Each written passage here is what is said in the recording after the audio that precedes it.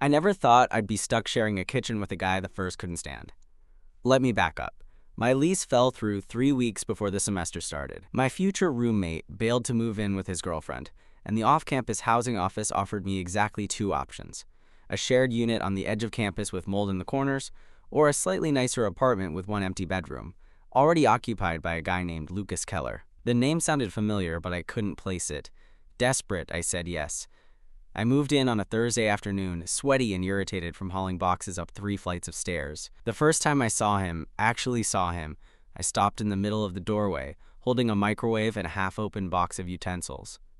Because of course it was that Lucas Keller. The same guy who'd made my life hell in sophomore year chem lab. The one who called me Robot Riley in front of a group of girls because I liked things organized. The guy who always showed up late, cocky as hell, and somehow still got better grades than me without trying. And now he was my roommate. When he looked up from the couch, I could see the exact moment recognition hit. "No grobigging way," he said, standing. "Riley?" I nodded slowly. "Hey, you're the new roommate?" "Apparently." He blinked, then barked a short laugh. "Well, SH*T. Yeah." There was a pause. He rubbed the back of his neck, looking awkward, for maybe the first time since I had known him. "I guess we're doing this." "Guess so." He helped me carry in the rest of my stuff, which felt weirdly polite considering I half expected him to be a total dumbass. But he didn't say much, just held the door, passed me my box of books, and gestured to the empty bedroom with a quick, "That one's yours." I unpacked in silence, the tension in the apartment thick enough to chew through. To be fair, we hadn't spoken in over a year. After that hellish semester, we'd both taken different electives and avoided each other like a mutual ceasefire. But now, here we were, living in the same space, sharing a kitchen, using the same crappy Wi-Fi. The first few days were uneventful, civil, even. We mostly stuck to our own rooms. I used the kitchen in the morning. He cooked late at night. We passed each other in the hall with curt nods and the occasional, "Hey." But then came the night of the party. Friday, a week after I moved in. I came back from the library to find the apartment full of people I didn't know, music vibrating the floors, and a half-empty bottle of tequila on the coffee table. Lucas was at the center of it all, shirt slightly unbuttoned, drink in hand, talking to a girl who laughed like he'd just told the funniest joke in the world. He caught my eye as I stood in the doorway, backpack still slung over one shoulder. "Riley," he called. "You made it." I raised an eyebrow. "Made what?" "My party, man. It's Friday. I live here." He grinned like I'd just proved his point. "Exactly." The girl next to him gave me a once-over, then leaned in and whispered something that made him laugh. I turned to go to my room, but he followed, stepping into the hallway after me. "Hey," he said, catching up. "You good?" "I was planning to sleep." "Dude, come on, just hang out for a bit." I shook my head. "Not really in the mood." He sighed. "You always this uptight?" There it was, the tone, the smirk. That version of him I remembered all too well. I turned back to face him. "You always this pushy?" He blinked. For a second, it looked like he might fire back with something snarky, but then he surprised me. "Fine," he said, holding up his hands. "No pressure. Just figured, I don't know, maybe we could not hate each other." I paused. That actually sounded mature. "I don't hate you," I said, even though I wasn't sure it was true. He nodded. "Cool." Then he did something unexpected. He reached into the pocket of his hoodie and handed me a beer. "Peace offering," he said. "No pressure." And with that, he turned back toward the party. I stood in the hallway, holding the cold bottle, confused as hell. Because that wasn't the Lucas Keller I remembered. Not even close. I didn't go to the party, but I did drink the beer. Alone in my room, lights dimmed, door closed, I sat on the edge of my bed and stared at the label like it might offer insight into what Lucas Keller's deal was. Why was he being nice? Why wasn't he still the arrogant guy who used to mock me for triple-checking my lab results, who once put a fake spider in my backpack just to see me jump? And why did he suddenly seem different? More grown up, a little softer around the edges, like something in him had shifted. I told myself it didn't matter. We were roommates now, not friends. No need to overthink. But the next morning made that hard to believe. I walked into the kitchen at 9 a.m. to find him already there, cooking scrambled eggs and wearing nothing but boxers and a backwards cap. Music played softly from a speaker, something chill and rhythmic, and the whole apartment smelled like butter and toast. He turned as I entered. "Morning," I nodded, eyes fixed on the counter instead of his chest. "Morning." "You hungry?" I blinked. "What?" He gestured to the pan. "I made extra." I hesitated. "Are you always like this?" He raised an eyebrow. "Like what?" "Friendly. With your roommates," he grinned. "Only the ones who used to hate me." I rolled my eyes but sat down at the counter anyway. "I didn't hate you." "Uh-huh." "I didn't." He scooped eggs onto a plate and slid it across to me. "You scowled every time I talked, because you always said something annoying." He laughed genuinely, and damn it, I laughed too. It felt weird, easy, too easy. We ate in silence for a few minutes. Then he said, "I was kind of an ass back then, huh?" I looked up. "Yeah," I said honestly. He nodded. "Fair." That was it. No defense. No excuse. Just acknowledgement. I didn't know what to do with that. We fell into something close to a routine after that. Polite conversation in the kitchen. Random texts about rent and Wi-Fi passwords. Occasional shared meals if we both happened to be around. I still didn't trust it completely, but I couldn't deny something had shifted. And then came the night I couldn't sleep. I was tossing around in bed, hot under the covers, mind racing from an argument I'd had with my group project partner who'd bailed on our meeting. My phone buzzed. "Lucas, you awake?" I stared at the screen. Why was he texting me from 10 feet away? "Me. Yeah. What's up? Lucas, can you come out here?" I pulled on a hoodie and walked into the living room. He was sitting on the couch in sweatpants, legs curled under him, staring at the paused screen of a movie. "Couldn't sleep," he said, not looking up. "Thought you might be up." I stood there, unsure. "You want to watch something?" he asked. "Just chill?" "I can't turn my brain off tonight." I hesitated, then sat down on the opposite side of the couch. He hit play. The movie was something he'd clearly already seen. He didn't say much, just let it run. Occasionally, he laughed softly at a line or mumbled along with the dialogue, and about halfway through, something happened. His foot, bare, warm, brushed against mine under the blanket. It wasn't a full-on move, just a soft, slow shift. Like maybe he didn't even mean to. I didn't pull away. Neither did he. We sat like that until the credits rolled, feet touching, the room lit only by the glow of the TV. When he finally turned to me, he didn't smile, didn't smirk. He just looked at me for a long moment, then said, "You're not what I thought." "What do you mean?" He shook his head, voice quieter now. "I always thought you were cold. Stuck up. Kinda robotic." "Nice. But you're not," he said, eyes still on mine. "You're just careful. And I think I made you feel like you couldn't let your guard down." I didn't know what to say. My heart was hammering. "I was a jerk to you," he said, "but I never hated you." The air between us felt heavy. I nodded slowly. "Okay." He held my gaze. Then, just before it could get too much, he stood, stretched, and said, "I'm gonna crash. Thanks for watching it with me." "Yeah," I said. "No problem." He walked toward his room, paused at the door, then looked back at me. Night, Riley. Night, Lucas. The door clicked shut, and I sat there for a long time, staring at the blank TV screen, wondering what the hell just happened. I didn't see him the next morning, or the one after that. He left early for class or the gym, or wherever he disappeared to, and I was fine with that. At least that's what I told myself. I kept things normal. Laundry, homework, groceries. Pretended I wasn't thinking about that movie night, or the way he looked at me before bed.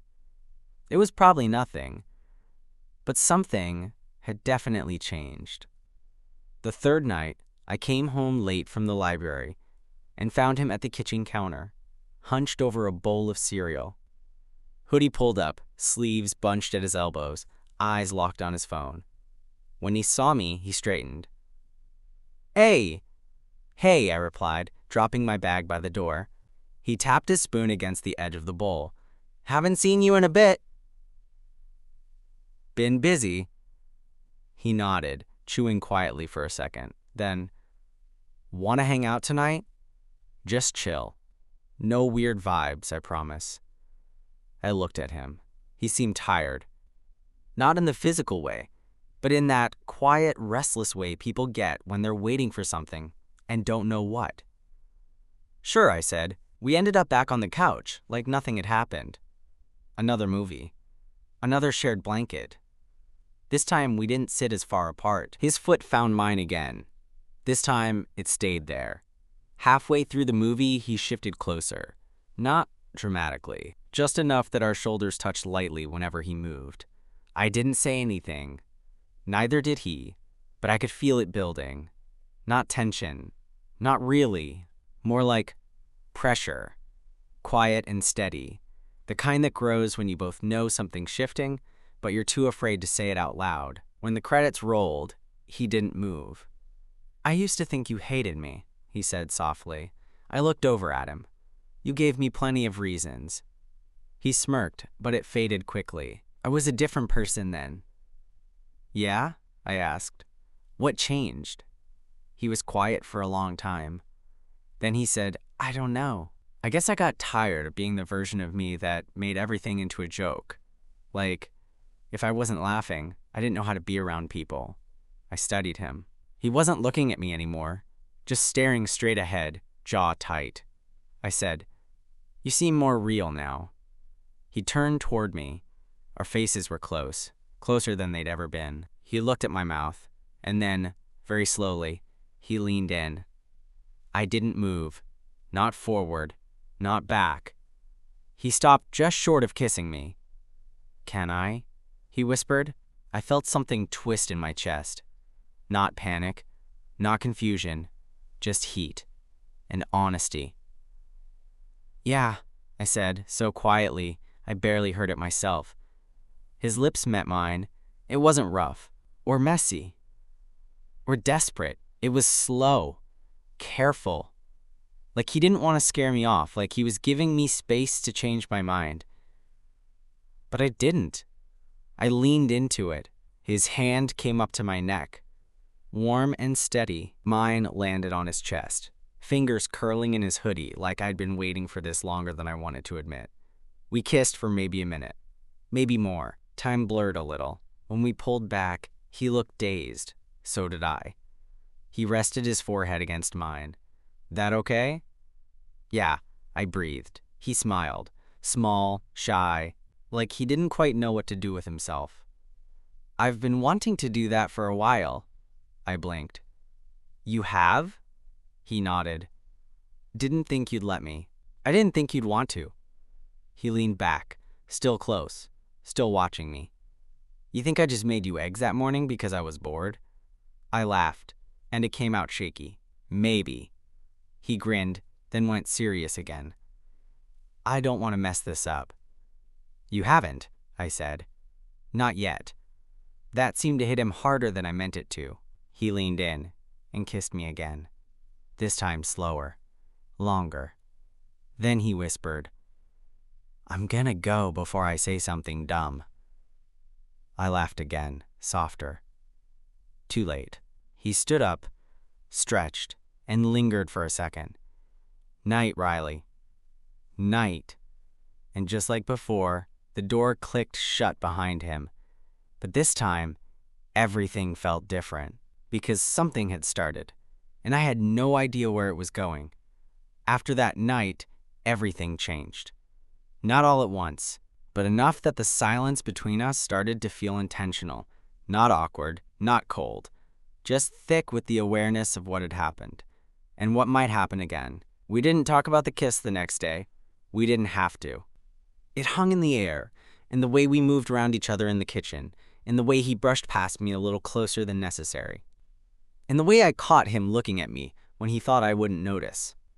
I was sitting at the table, finishing a paper, when he dropped onto the couch and said, without looking up from his phone, "We should do something this weekend." Like what? I don't know. Go somewhere. Just us. I stared at him.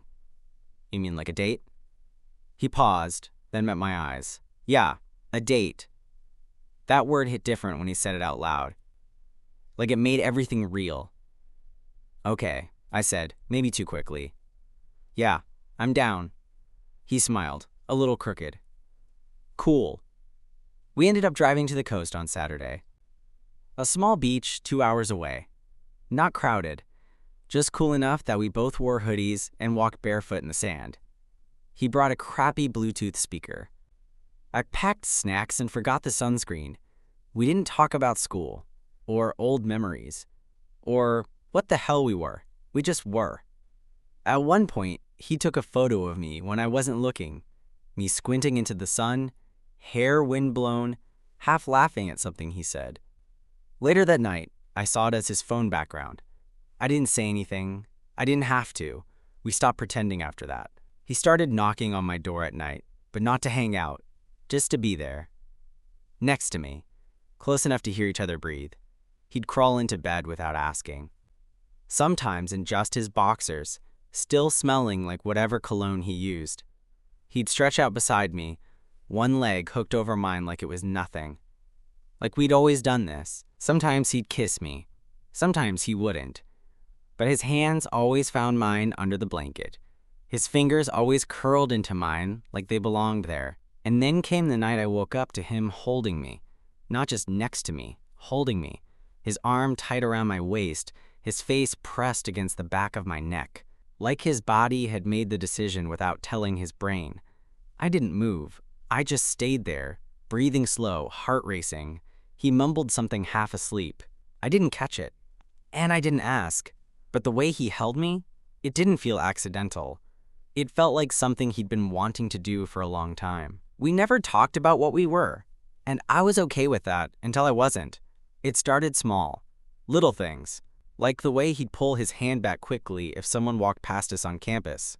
Or how he'd change the subject anytime a friend asked if he was seeing someone. Or how he introduced me at a party as my roommate Riley, even though his fingers had been tangled in mine just 10 minutes before. I didn't expect a label. I didn't need one. But I wanted something. Acknowledgement. Space to exist out loud beside him. And one night, I almost said it. We were in bed. His room this time. Music playing low on his speaker, the kind of playlist that sounded like late-night vulnerability. Soft vocals, slow beats, lyrics that said more than either of us could. He was on his back. I was half curled against him, tracing the shape of his shoulder under his shirt. And I asked, "Do your friends know?" He turned his head. "Know what?" I kept my voice steady. "About us." He hesitated, then said, "There's no us, remember?" I sat up. "Seriously?" He sighed and sat up too. "I didn't mean it like that.